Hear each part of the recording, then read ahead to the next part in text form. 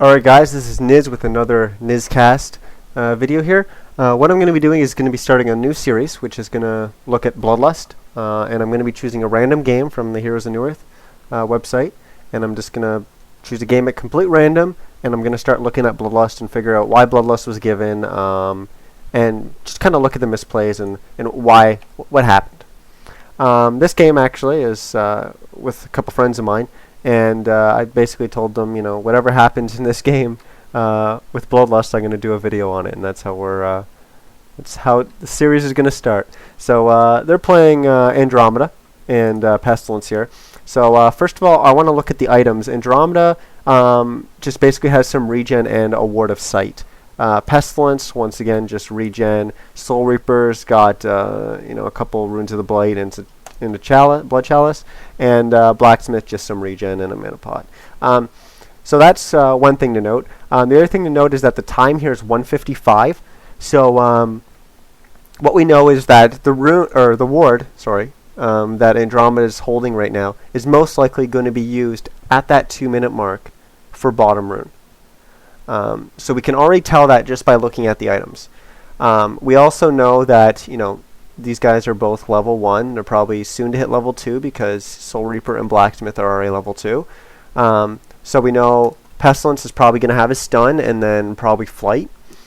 We know Andromeda is going to have her stun, and Aurora, she's probably going to pick up.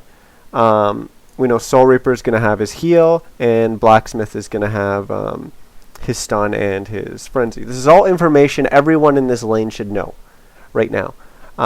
The other thing that we've got to look at is, how can I die in this lane? So if I'm on the Hellborn team, there's no real situation where I'm really going to put myself, really going to risk my life, because what they've got is they've got the Flaming Hammer from Blacksmith and the stun. Combine that with a Soul Reaper heal nuke thing. So that isn't enough damage to straight up kill someone. So this lane's kind of going to be looking to just outlast a little bit and get their health down with some harass, and then look for a kill once they can get someone who's low and they're not necessarily using their regen. Now we look at it from the flip side, this Andromeda and Pestilence. How they're going to get a kill is most likely an Andromeda is going to lead with a Comet, and then Pestilence is going to stun, and then it's just going to be some auto attack damage.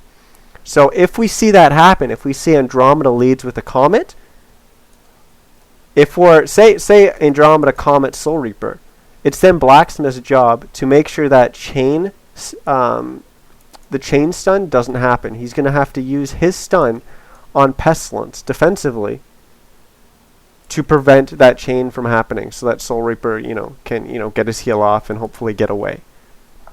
Anyways, let's go into this and see exactly what's going to happen here. So we're starting here. We see approaching 2 minutes. There we see, I'm going to pause it again, Andromeda is going for bottom rune. Soul Reaper and Blacksmith did see that from their point of view. I've checked. So they see that Andromeda is going there. They know it's 2 minutes. They know she's got that Ward of Sight. She's going to go for that rune. So at this point in time, they are now in a 2 versus 1 lane. So they can harass that Pestilence, maybe play a little bit more aggressive. But this is free farm for the Legion team. Pestilence is kind of fine for playing how he is here, getting a couple last hits, because they don't really have too much kill power against him right now. He's got too much health. We're looking over here at Andromeda. Andromeda is going to place her ward, and she's going to get double damage. So at this point, Andromeda has to have already been called MIA, and that she's getting bottom rune. So that the Legion team knows that. Now, let's see how they play. So, Blacksmith is going to come down to this area to scout for Andromeda coming back, which is kind of smart. They don't know what the heck's going on. They don't have a ward to see runes, so they don't know if she got bottom rune or if the rune was top. They have no idea. Now, this Soul Reaper, he just got a deny here. Now after that, you're going to see he doesn't actually do anything. He's not playing defensive. He's playing up here. He's going to end up with 2 or 3 attacks on the tower. So he's going to do that. Now Blacksmith's going to come down here. This is kind of a misplay because he's putting himself in a bad position. We got Andromeda and Pestilence that they can converge on him, and then he'd be in a lot of a lot of trouble.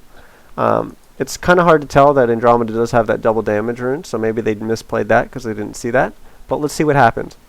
So now, this blacksmith is in a terrible position. The Hellborn team can easily kill this blacksmith, but they choose not to. They're going to go for the Soul Reaper. So we're going to see the comet go out.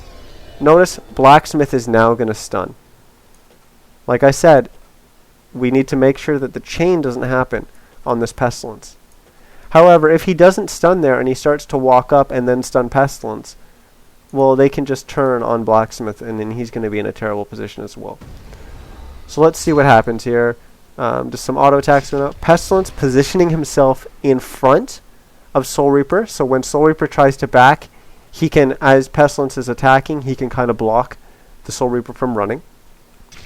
So Pestilence stun goes out. Not quite the overlap, but it's going to work out fine. Soul Reaper did get a heal off, but anyways, let's see what happens here. A couple more auto attacks. See, he's kind of impeding that Soul Reaper's movement by staying in front of him. And every time he stops to auto attack, Soul Reaper's character has to go around. And we're going to see Bloodlust given there. Now at this point in time, we've got Andromeda low. So this blacksmith is going for the kill on Andromeda. We've already lost Soul Reaper. He's trying to get some revenge here.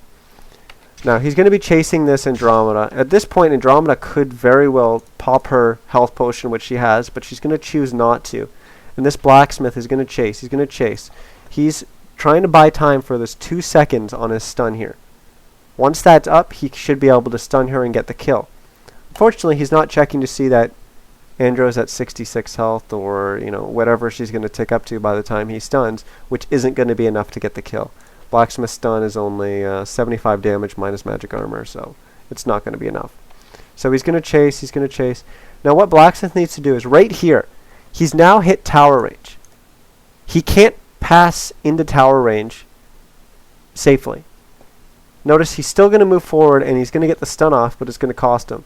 So he's in tower range. The tower is now attacking him. He's the only thing in tower range. He's going to have these 3 creeps on himself as well.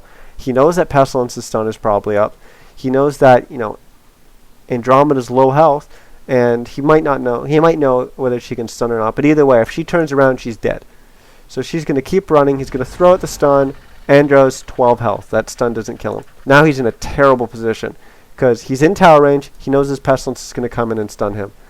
So now he's going to try to back. And that is just basically going to result in his death. Notice he does have a flaming hammer here, and he's still trying to get away. He should just throw that flaming hammer on Andromeda, so he does get the kill on her as well. But he's choosing not to. He's going to get blocked here, and we're going to see Blacksmith die there. So all this happened because they didn't respect that Andromeda was in position to get that bottom rune. Had it been there, they had no idea from wards. They had no idea what was going to happen, and they didn't respect that. They didn't back. Soul Reaper decided to stay up here, get 2 auto attacks on the tower for 55 damage on the tower, and because of that, the 2 of them end up dying. Soul Reaper obviously died because of the bad position, and Blacksmith put himself in a bad position, then the stun and everything. But at that point, once they ran into Andromeda here, that Soul Reaper was pretty much dead at that point. The decision to kill for Blacksmith to chase Andromeda led to his death. If he didn't do that in backed, he would have survived. But, he thought he could get the kill on Andromeda. It was just a lapse in judgment on his part. He didn't know the exact values or whatever, or he didn't check, and that's why he died. Anyways, I hope this video covering Bloodlust helped and provided a little bit of insight and information onto what you should be thinking about in the lane, and hopefully you understand why the misplays happened and why Bloodlust was given. Anyways, I'm going to be doing a couple more of these videos. I hope you like them. This is Niz.